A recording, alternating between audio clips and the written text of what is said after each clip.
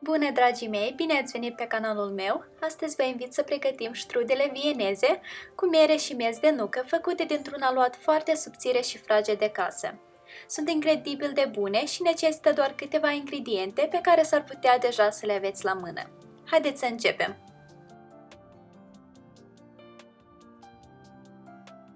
Vom începe cu umplutura de mere. Vom lua aproximativ 5-6 mere de mărime medie.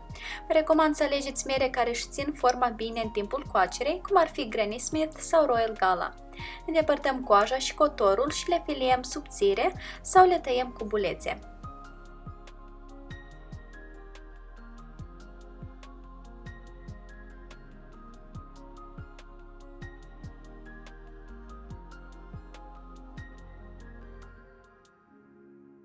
Cât timp vă ocupați de toate merele, le puteți stropi pe cele feliate cu puțin suc de lămâie pentru a preveni îngălbenirea lor.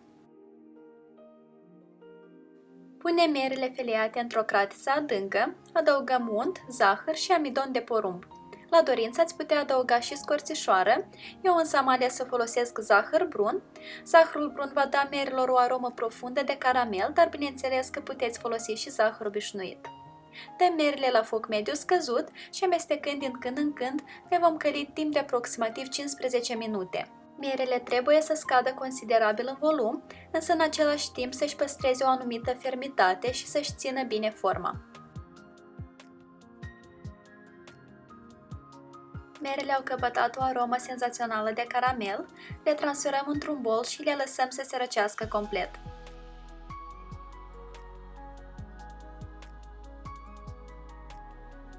În continuare vom toca puțin miezul de nucă. Eu am prăjit inițial miezul pe o tigaie uscată timp de câteva minute pentru a le intensifica gustul și aroma. Nu trebuie să le tocați mărunt de tot pentru că efectiv vor oferi strudelului un gust mult mai pronunțat. Pentru aluatul de strudel, într-un bol vom cerne mai întâi făina. Adăugăm apă la temperatura camerei, ulei vegetal, puțin oțet și sare. Oțetul va face aluatul nostru mult mai fraged.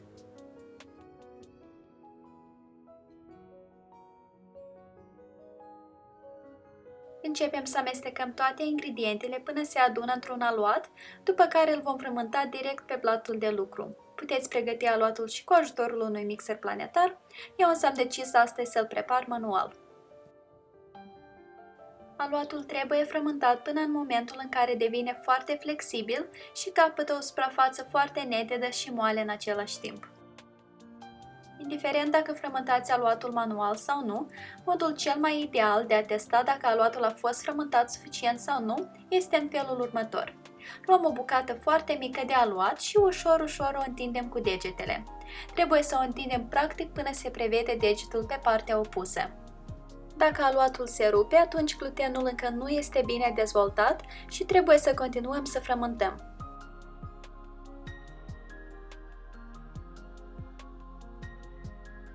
Frământăm aluatul pentru câteva minute și testăm din nou.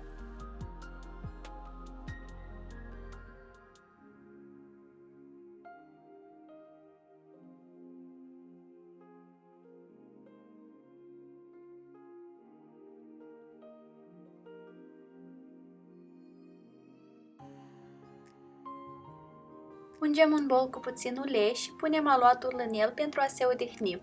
Acoperim bolul cu o folie alimentară și lăsăm la temperatura camerei timp de 45 de minute.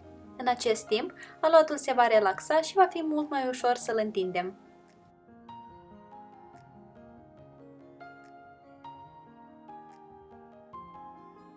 Pentru a ne fi mai ușor să întindem aluatul și eventual să rulăm strudelul, vă recomand să folosiți un prosop de bucătărie. Tradițional, aluatul se întinde pe o masă mare și se folosește o față de masă. Pentru că sunt limitată în spațiu, eu l-am întins pe un prosop, motiv pentru care am și împărțit aluatul în două. S-ar putea să vă pară că este deja foarte mic, dar dacă ar fi să-l întindem pe tot, nici de cum nu mi-ar ajunge această suprafață. Presărăm o cantitate generoasă de făină pe prosop și începem să întindem prima jumătate de aluat, folosind mai întâi însucitor.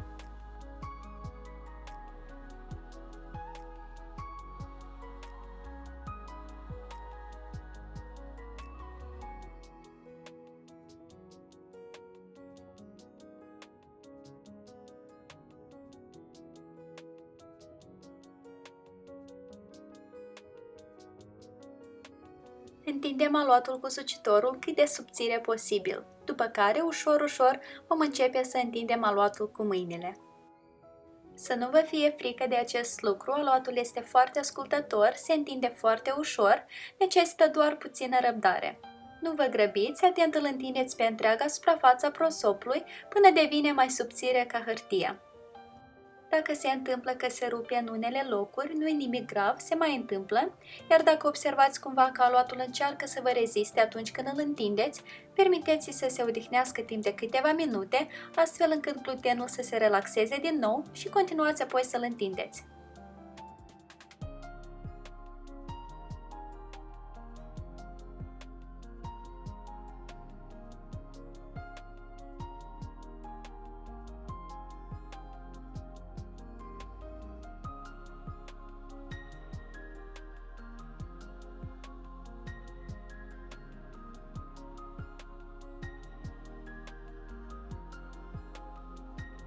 În continuare vom unge foaia obținută cu unt topit.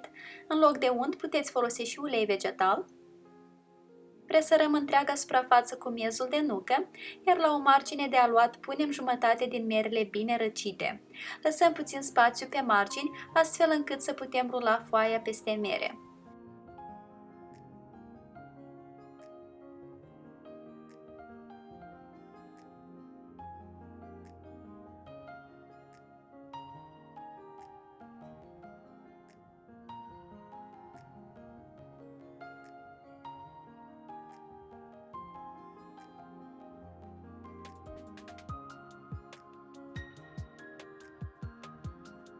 Iar acum, cu ajutorul prosopului, vom rula strudelul ca în felul următor.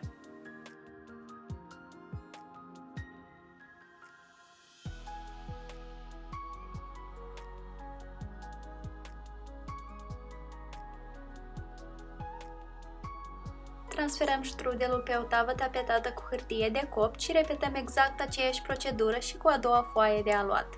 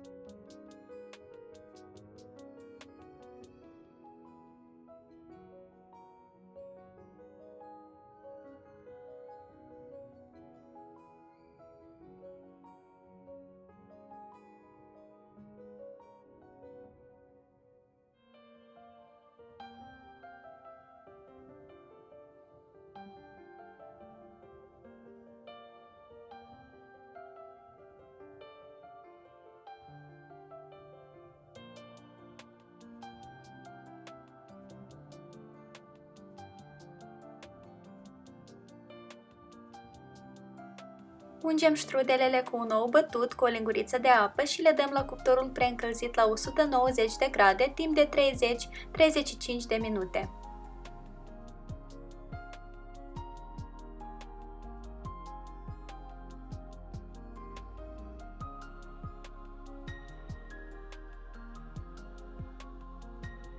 Lăsăm strudelele să se răcească un timp pe un grătar, după care le puteți porționa în orice mod doriți și să le presărați cu zahăr pudră.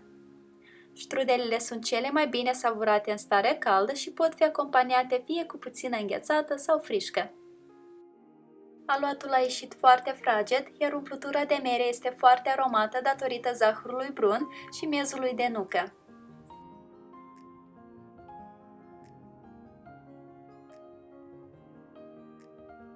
Lista la toate ingredientele folosite în această rețetă veți găsi în descrierea acestui video. Iar eu vă mulțumesc că ați fost alături de mine și vă doresc o zi delicioasă în continuare. Poftă bună! Pa, pa!